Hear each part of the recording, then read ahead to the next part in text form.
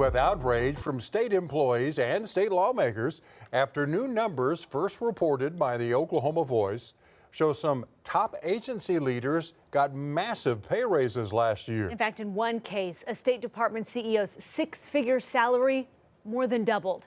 News 4's Spencer Humphrey here now in the studio with more on why this has the rest of state employees really feeling forgotten here in the raises. Spencer. Yeah, well, a handful of highly paid State Department heads saw their salaries increase last year by more than the average Oklahoman would probably even think appropriate to ask their bosses for. The rest of the state's employees haven't seen their salaries go up since before the pandemic.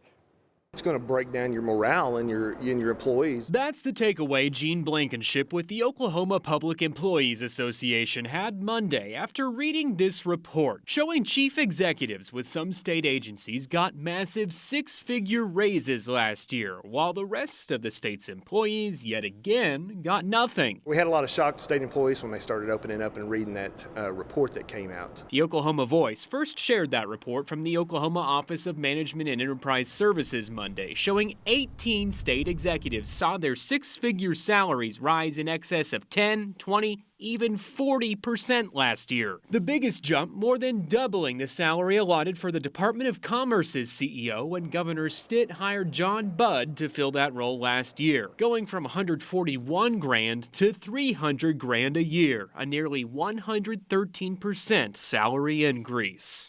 To me, that's an abuse of taxpayer funds. State Representative Andy Fugate says over the past decade, the state has slowly shifted salary setting authority from the boards overseeing state agencies to the governor. And as we've seen this shift in power directly to the governor, we've begun to see these kinds of outrageous salary increases. A Department of Commerce spokesperson told the Oklahoma Voice Governor Stitt's office negotiated Budd's salary. A spokesperson for Stitt told us his office set Budd's pay where they did because of a new law requiring the Department of Commerce CEO's salary to be equally similar to positions in the private sector. In a statement telling us in part the job qualifications mirror those of Chamber of Commerce executives from major cities. Fugate points out that law was not in effect when Stitt hired Budd last year. And when it comes to the more than 31,000 rank-and-file state employees Blankenship represents, a different state report last week found they're being paid on average 48% below competitive market salaries. We've got state employees that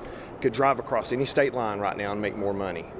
We need to start taking care of the state employees right here in Oklahoma. The state legislature has not given those employees a raise since 2019, before the pandemic. Inflation has gone up at least by 26%. And with those new executive raises in mind, he says it's time for that to change. You've got people standing around that's asking themselves, well, why are these other ones that have been getting raises year after year, and in here we've been without a raise for 7 years? Now, there are a couple bills floating around the Capitol Blankenship says would address pay for state employees this year, and he's hopeful they'll pass. That said, none of them would raise state employees' pay enough to make up for all the inflation that's happened since their last raise.